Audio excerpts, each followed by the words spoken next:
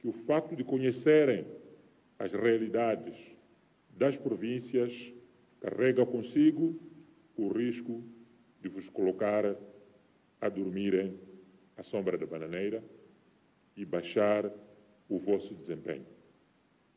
Esta realidade pode não vos fazer perceber que estamos numa nova era e as coisas já mudaram. Com esta frase, queremos dizer que os governadores de província e outros servidores públicos, a todos os níveis, devem, entre outros, ter as seguintes características. Devem ser exemplares no combate à corrupção.